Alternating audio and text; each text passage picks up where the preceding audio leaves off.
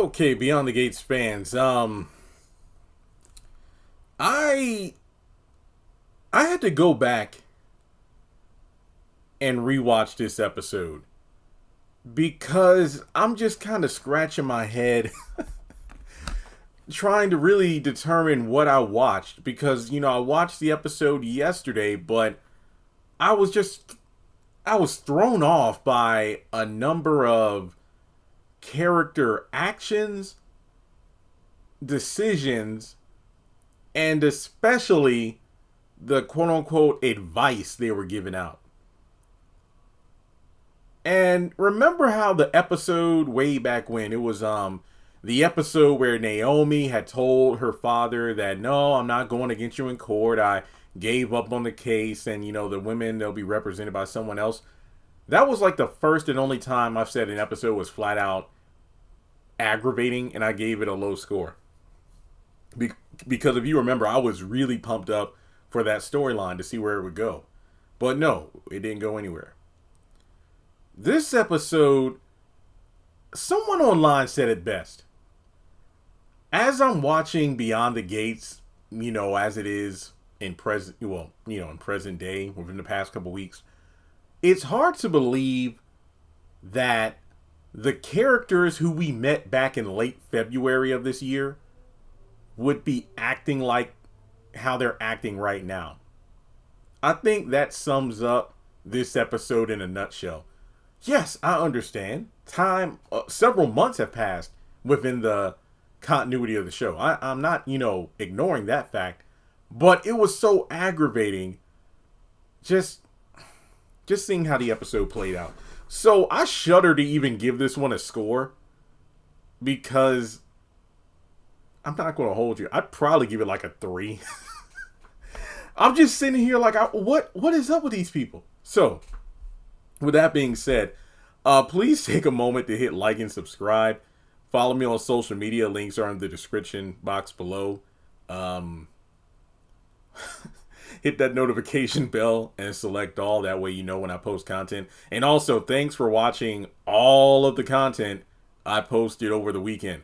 Now, I don't think I will be doing as much Beyond the Gates content every single week. I have my episode reviews, but there were a good chunk of a discussion post I wanted to do. Plus, people asked about it. So there you go. Make sure you check out the content because I did do a video going over the synopsis for this week.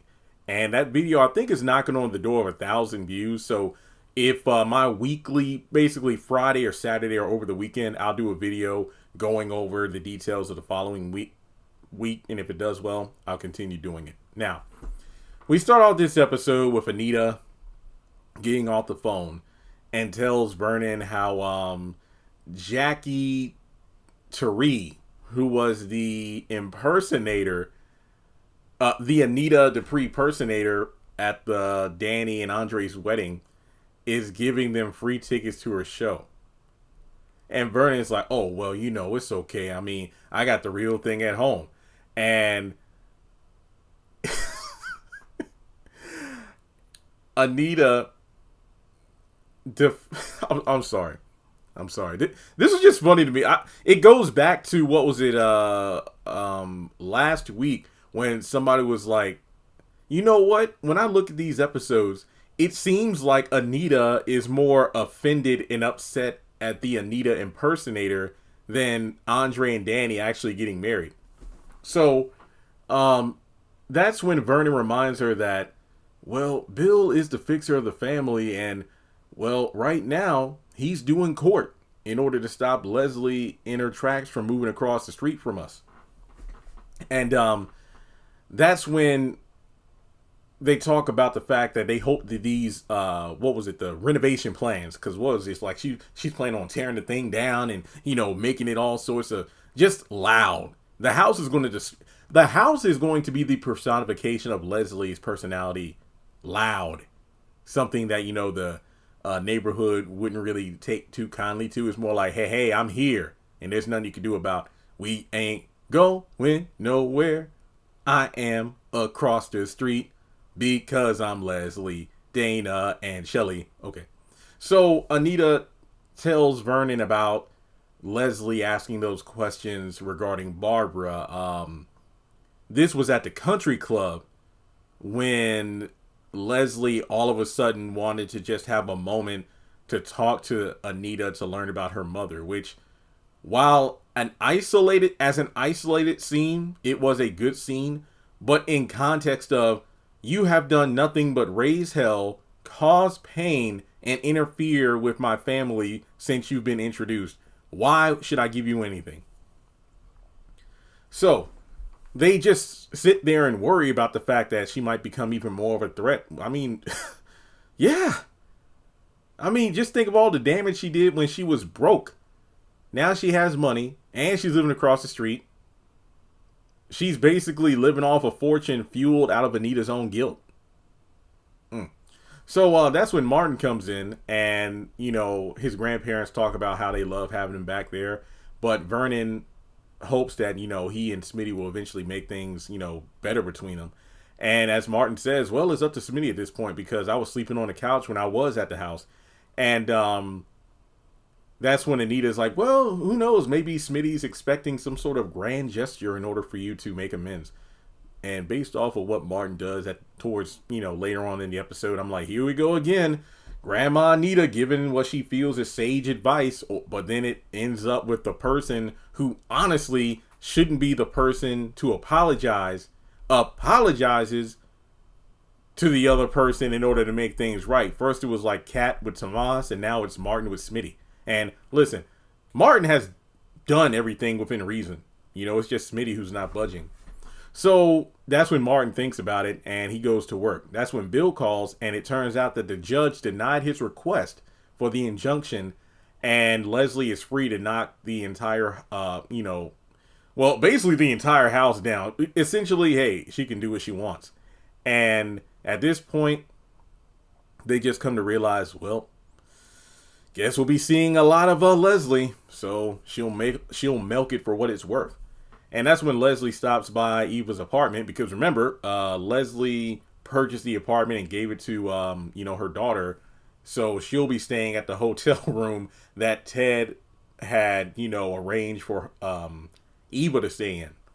So she comes in with a latte, and Eva's pissed off. And that's when her mom takes something from the fridge to give to the Duprees. I will get back to that later.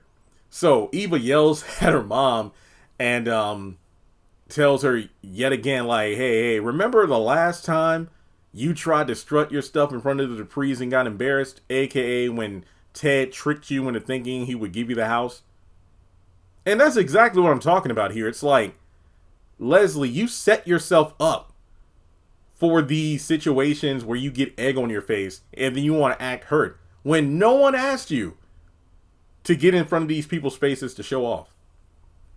So from there, that's when the conversation is brought up about you having sex with Ted. And Leslie tells her kids that you need to learn a strategy, At some point, you'll have things figured out. Basically, she's trying to instill her wisdom into her daughter. And Eva's like, you and Ted are never getting back together, just like me and Tomas won't ever happen. And that's when Leslie asks, like, did you have sex with him?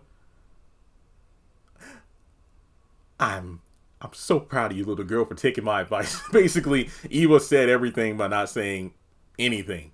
So give me 5 on the black hand side. I'm like, I haven't heard that in I don't know how long. So that's when Eva is looking, kind of grim at the whole situation. And Leslie's like, does he roll his art?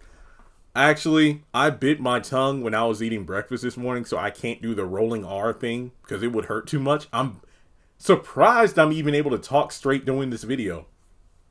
But Leslie's is, asking the question, and Eva just doesn't want to have this kind of conversation with her mom. So from there, at this point, she's like, well, if I remember correctly, weren't you and Tomas kind of in your 2-person book club, referencing the science fiction romance novels they, would share? And that's when Eva tries to be like, well, the thing is, Mom, sexual attraction isn't just about lust. Basically trying to instill wisdom to her mom. But of course, loony Leslie does not care. But She goes on to mention how Tomas is into Kat and he made it clear. So Leslie's not happy that her daughter is just going to roll over and accept this kind of, declaration of, oh, okay, I see how it is. So what you need to do is sauce your way into Bad Bunny's heart and fight for your man. And I'm thinking, that's not her man. But Eva can't be bothered with the situation. And yet again, Leslie, it ought to just be called the Black Widow at this point, because the way she spins her own webs to rewrite reality is astonishing. So the same way Eva was trying to depict sex isn't just about lust or attraction in reference to her and Tomas, but at the same time presented it in a way where her mom could take that same lesson and be like, yeah, you and Ted won't happen. Leslie's doing the same thing now to give her daughter advice, but then say it in such a way like, yeah, me and your dad. But similar to Leslie and Ted, Eva is not really feeling this happening. But that's when her mom tries to tell her, like, these men don't know what they want. Come on, it's like they're two conflicted peas in a testosterone pot at this point. They need strong women. So what you need to do is not let some Dupree or wannabe Dupree make you feel any less than. And I'm like, well, that kind of does describe Kat in a nutshell, just saying. But that's when Leslie gets a text and then she bounces and basically tells Eva to go fight for what you want. And that's when she makes another Bad Bunny reference. I ain't gonna hold you. I know there's a lot of discourse right now about Bad Bunny performing at the Super Bowl. I think it was like last year. I'm 34, so I know I'm showing my age here. I heard Bad Bunny for the first time a while ago. I thought it was a woman. And when I found out it was a guy, I'm like, wait, what? Because Bad Bunny just seems to be, the kind of name that a female artist would use. But what do I know? And yeah, now it's the whole, Super Bowl, Ice. I don't know what's going on. I have no idea who this artist is. I have never listened to any of his songs. But yeah, sorry for that tangent. But yeah. But then I Googled Bad Bunny and then I looked at Tomas. I'm like, that was actually kind of funny. That's why the episode gets the extra point. 4 out of 10. So Eva thinks about it. And Tomas, they say his name a few times like he's Beetlejuice. And then Leslie dances out of the apartment.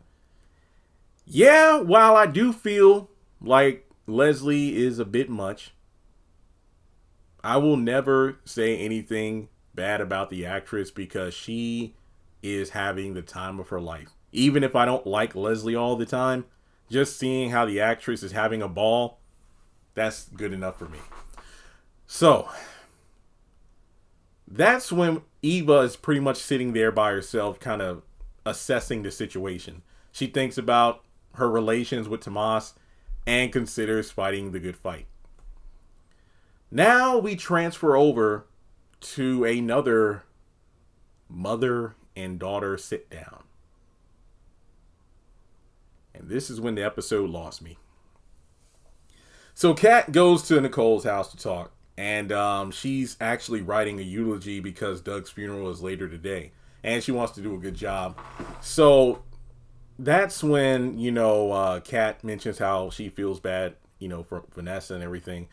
And then they talk about Danny and Andre's wedding and the success of the purse line. But Kat still isn't happy, and she shares that currently her love life is in turmoil because Tomas cheated. No, he did not. Okay, look, I know you're probably going to come at me at the comments. Jeremy, yes, he did.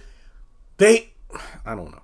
I guess Kat is basing this on it's over when I say it's over. But if I were dating someone and she was like, you suck in bed, and then the way we both leave the room is in such a way where it's like it's over and you don't respond to my texts and calls, I'm under the assumption it's over. But it is what it is. So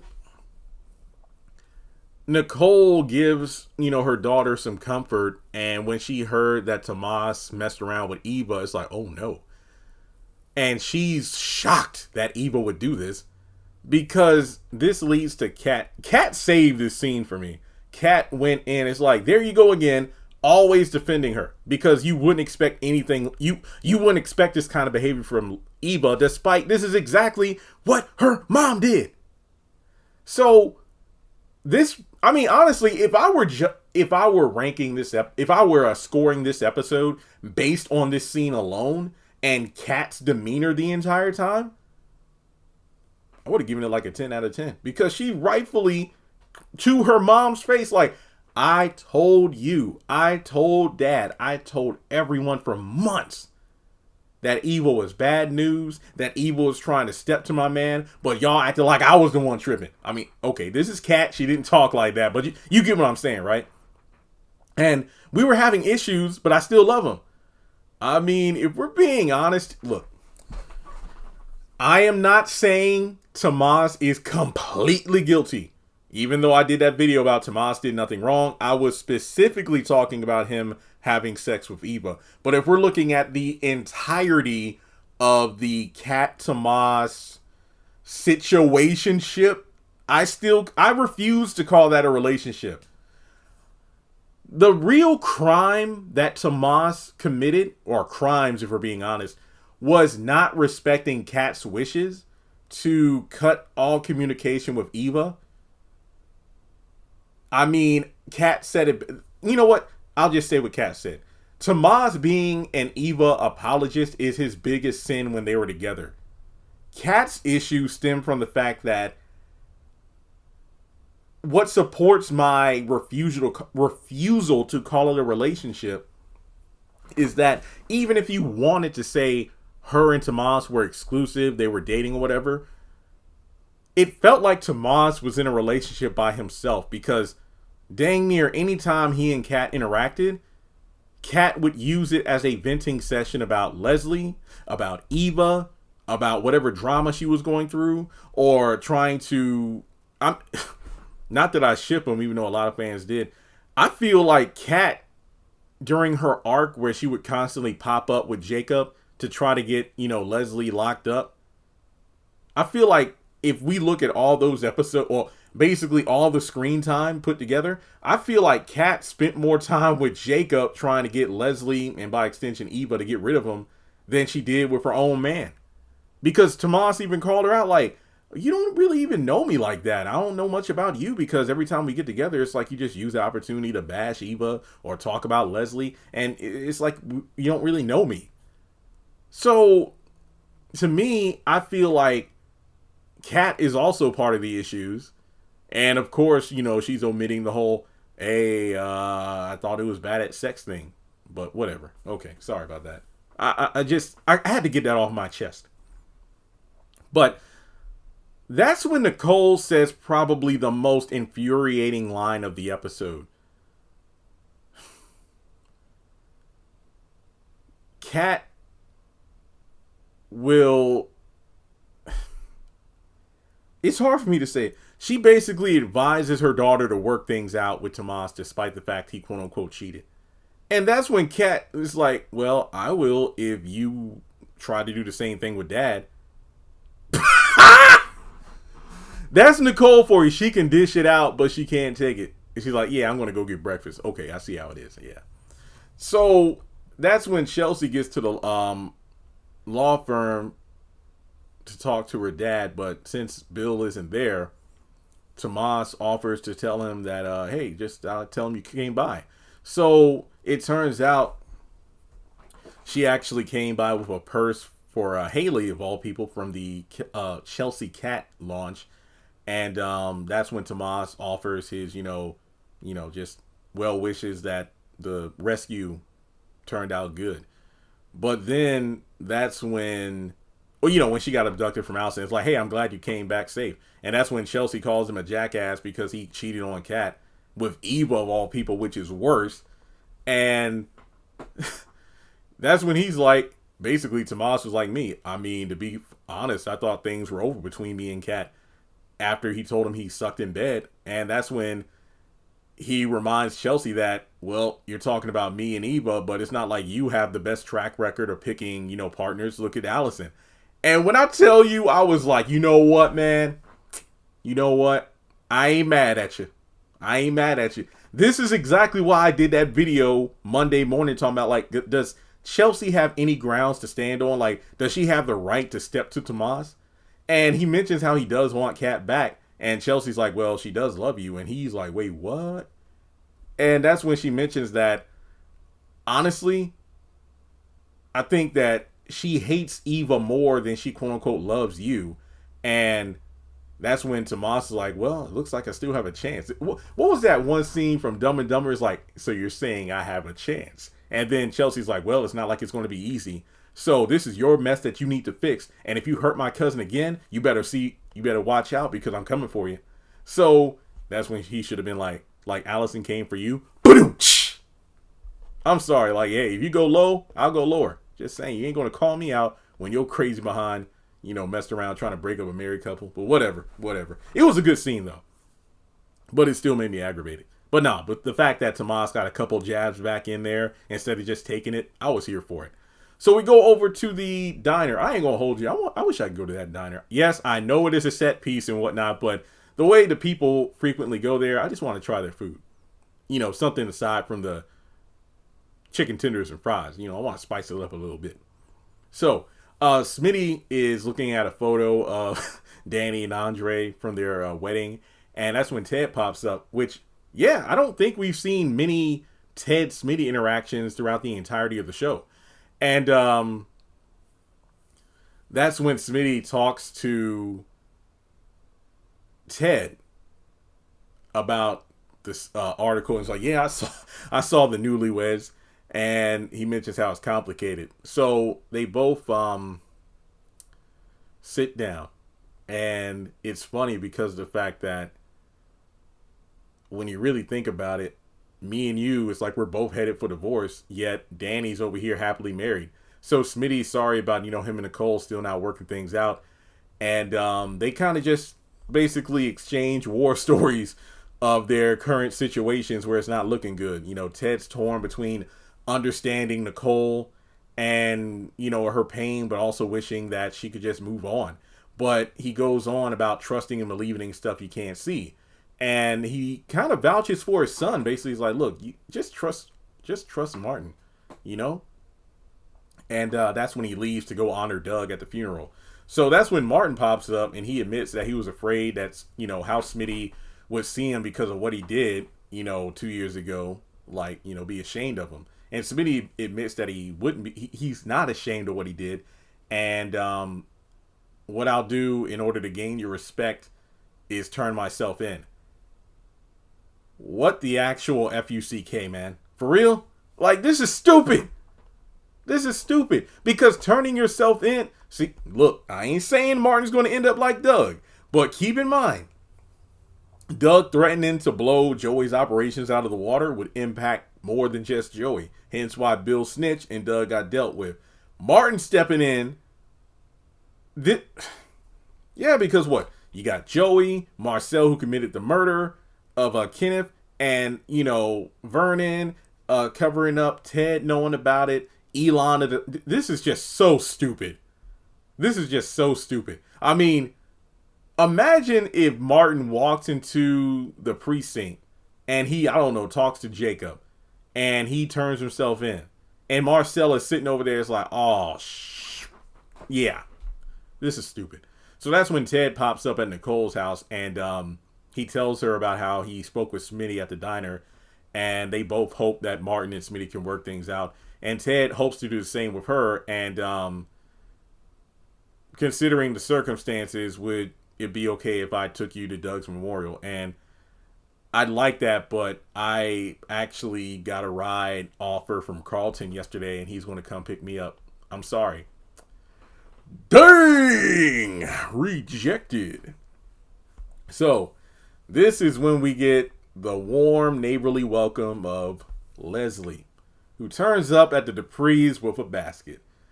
And I know the construction is probably going to give you a bunch of headaches, but I decided to bring you a gift. Here's a fruitcake. How apropos, says Vernon. So Leslie claims that she made it herself last year. So this thing was a homemade fruitcake that's been sitting in the freezer of the apartment for nearly a year.